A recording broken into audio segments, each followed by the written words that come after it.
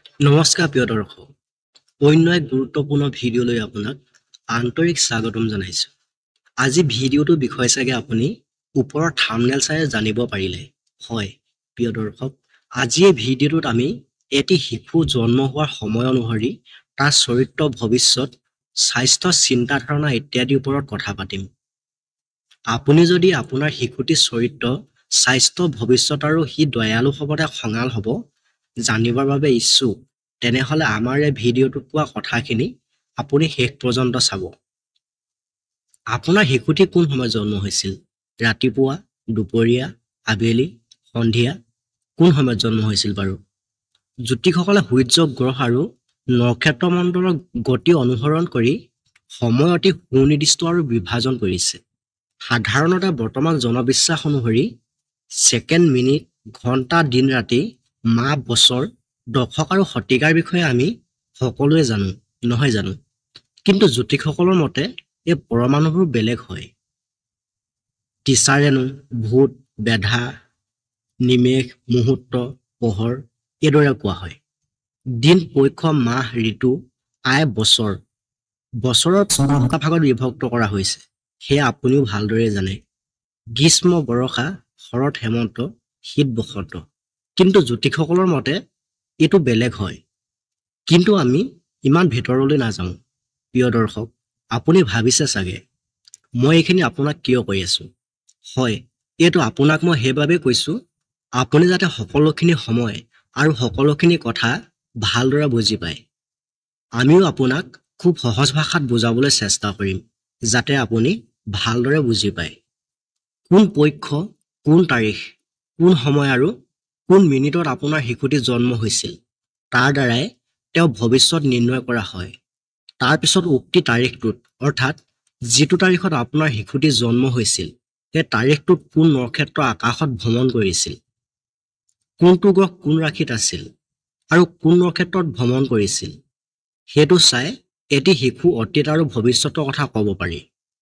এই ভিডিঅ'টোত আমি আপোনাক ক'ম কোন সময়ত শিশুটি জন্ম হ'লে তেওঁ ভৱিষ্যত বা তেওঁৰ চৰিত্ৰ কি হ'ব। জ্যোতিষসকলৰ মতে দিন ৰাতি 24 ঘণ্টাত 8টা পিৰিয়ড থাকে। গ্ৰহে এটা পিৰিয়ড 3 ঘণ্টাকৈ থাকে আৰু তাত 2টা মুহূৰ্ত থাকে। দিনত 4টা আৰু ৰাতি 4টাকে ধৰি মুঠ 8টা পোহৰ থাকে। এই ভিত্তিত ভাৰতীয় শাস্ত্ৰীয় সংগীতৰ প্ৰতিটো ৰাগ গোৱা সময় নিৰ্ধাৰণ কৰা হয়। প্ৰতিটো ৰাগ পোহৰ অনুসৰি নিৰ্মাণ কৰা হয়। 8টা পোহৰৰ নাম জানো আহক। এই 8টা পোহৰৰ নাম আপুনিও জানে, কিন্তু এবাৰ মই আপোনাক কৈ দিছো। দিনটো 4টা পোহৰ। 1 নম্বৰতে ৰাতিপুৱা, 2 নম্বৰতে দুপৰীয়া, 3 নম্বৰত আবেলি আৰু 4 নম্বৰত সন্ধিয়া। ৰাতি 4টা পোহৰ, 5 নম্বৰত প্ৰদোষ, 6 নম্বৰত নিশীথ, 7 নম্বৰত তিয়ামা আৰু 8 নম্বৰত উষা। ৰাতিপুৱা প্ৰথম পোহৰ। দিনটো প্ৰথম পৰ্যায়টো সূৰ্যৰ উদয়ৰ পৰা আৰম্ভ হয়, যাক ৰাতিপুৱা বুলি কোৱা হয়। এইটো দিনটো প্ৰথম পোহৰ বুলি কোৱা হয়। ইয়াৰ সময় পুৱা 6 বজাৰ পৰা 9 বজাৰ ভিতৰত হয়। এই পোহৰ আকাংক্ষিকভাৱে শাস্ত্ৰীক আৰু ৰাজসিং বুলি কোৱা হয়, কিন্তু ঋণাত্মক নহয়। এই সময়ছোৱাত জন্ম হোৱা শিশুৱে জীৱনত যথেষ্ট অগ্ৰগতি লাভ কৰে, কিন্তু জীৱনৰ আৰম্ভণিতে তেওঁলোকৰ স্বাস্থ্যৰ কিছু বিঘিনি থাকে, কিন্তু তেওঁলোক যিকোনো কামত আগ্ৰহী হয়। এই সময়ছোৱাত জন্ম হোৱা শিশুসকল চোকা, বুদ্ধিমান আৰু সত্যবাদী হয়। এই সময়ত জন্ম হোৱা শিশু মগজ চোকা হয় আৰু যিকোনো কথা বা কাম খুব সোনকালে মনত ৰয়। এইখিনিতে আপোনালৈ এটি সৰু অনুৰোধ কৰিছো, যদি আপুনি আমাৰ এই ভিডিঅ'টো এইখিনিলৈকে চাই আছে, ভিডিঅ'টো এটা লাইক কৰি দিয়ক। লগতে আমাৰ এই JS মটিভেটৰ আছাম চেনেলটো ছাবস্ক্ৰাইব কৰি দিয়ক। আহক এতিয়া আকৌ বাকী থকা ভিডিঅ'ৰ মাজলৈ আগবাঢ়ো। ৰাতিপুৱা দ্বিতীয় অধ্যায়। দিনটোৰ দ্বিতীয় অংশ সূৰ্যটো মূৰৰ ওপৰত নপৰালৈকে থাকে, যাক দুপৰীয়া বুলি কোৱা হয়। এই পোহৰ ৰাতিপুৱা 9 বজাৰ পৰা দুপৰীয়া 12 বজালৈকে চলি থাকে। ইয়াক বিশুদ্ধ ৰাজগুণী পোহৰ বুলি কোৱা হয়। এই সময়ছোৱাত জন্ম হোৱা শিশুসকলে ৰাজনীতি আৰু প্ৰশাসনিক কামৰ প্ৰতি আগ্ৰহী হয়, আৰু এই পোহৰত জন্ম হোৱা ল'ৰা-ছোৱালীবিলাক নেতৃত্ব গুণ থাকে। তেওঁলোকে যিকোনো কাম ৰাজনীতিৰ পৰা আৰম্ভ কৰে আৰু বহু টকা বা খ্যাতি অৰ্জন কৰে। তাৰ জীৱনটো সুখ হয়। ৰাতিপুৱা তৃতীয় অংশ। দিনটোৰ তৃতীয় অংশটো আবেলি বুলি কোৱা হয়। এই সময় দুপৰীয়া 12 বজাৰ পৰা বিয়লি 3 বজাৰ ভিতৰত থাকে আৰু এই সময়ছোৱা তামগুণী সময় বুলি কোৱা হয় এই সময়ছোৱা জন্ম হোৱা শিশুৱে জীৱনৰ আৰম্ভণিতে শিক্ষাৰ সন্দৰ্ভত সংগ্ৰাম কৰিব লগা হয় তেওঁলোকৰ জীৱনত শিক্ষা ক্ষেত্ৰত বাধাৰ সৃষ্টি হয় এই সময়ছোৱাত জন্ম হোৱা শিশুটি বহুত জেদি হয় সেইবাবে শিশুটিৰ পিতৃ-মাতৃয়ে শিশুটিৰ অধিক যত্ন ল'ব লগা হয় যিসকল পিতৃ-মাতৃয়ে শিশুটিৰ এনে স্বভাৱসমূহ বুজি পায় তেওঁলোকে শিশুটি সহজে নিয়ন্ত্ৰণ কৰিব পাৰে আৰু তেওঁৰ লগত বুদ্ধি লগাই কাম কৰে তেতিয়াহে সেই শিশুটিয়ে তেওঁৰ শিক্ষা সম্পূৰ্ণ কৰিব পাৰে যদি শিশুটি পিতৃ-মাতৃয়ে আচৰণ বুজি নাপায় তেতিয়া সেই শিশুটি পিতৃ-মাতৃৰ পৰা নিয়ন্ত্ৰণৰ বাহিৰ হৈ যায় গতিকে যদি আপোনাৰ শিশুটি নিয়ন্ত্ৰণৰ বাহিৰ হৈছে তেনেহলে আপুনি যিমান পাৰে আপুনি বুদ্ধি আৰু মৰমেৰে নিয়ন্ত্ৰণ কৰিবলৈ চেষ্টা কৰক ৰাতিপুৱা চতুৰ্থ অধ্যায় অৰ্থাৎ দিনটো শেষ চতুৰ্থাংশক সন্ধিয়া বোলা হয় এই সময়ছোৱা পোহৰ শাস্তিক বোলা হয় যদিও ইয়াত তামগুণী প্ৰাধান্য থাকে সেইবাবে কোৱা হয় এই সময়ছোৱাত জন্ম হোৱা শিশু কলা সংগীত চলচ্চিত্ৰ সংবাদ মাধ্যম গেম আদি ক্ষেত্ৰৰ প্ৰতি আগ্ৰহী থাকে এই সময়ত জন্ম হোৱা ল'ৰা-ছোৱালী প্ৰেম বিবাহৰ সম্ভাৱনা অধিক হোৱাটো লক্ষ্য কৰা হৈছে আৰু এই সময়ছোৱাত জন্ম হোৱা ল'ৰা-ছোৱালীবোৰ বহুত কিউট হয় আৰু তেওঁলোকে যিকোনো মানুহৰ মৰম পায় ৰাতি প্ৰথম অধ্যায় নিশাৰ প্ৰথম পৰ্যায়ৰ নাম প্ৰদোষকাল বুলি কোৱা হয় সন্ধিয়া 6 বজাৰৰ পৰা 9 বজাৰলৈ এই প্ৰদোষকাল চলি থাকে এই পৰ্যায়ত জন্ম হোৱা শিশু মংগল গ্ৰহৰ প্ৰাধান্য থাকে এই সময়ছোৱাত জন্ম হোৱা ল'ৰা-ছোৱালী বিকাশ কিছু লেহেতীয়া হয় আৰু মাজে মাজে সৰু হোৱা বেমাৰ হৈ থাকে কিন্তু এই সময়ছোৱাত জন্ম হোৱা ল'ৰা-ছোৱালী বহুত শক্তিশালী হয় আৰু এই সময়ছোৱাত জন্ম হোৱা শিশু ৰহস্য বা আধ্যাত্মিকতাৰ প্ৰতি আগ্ৰহী থাকে আৰু মনটো চোকা হয় ৰাতি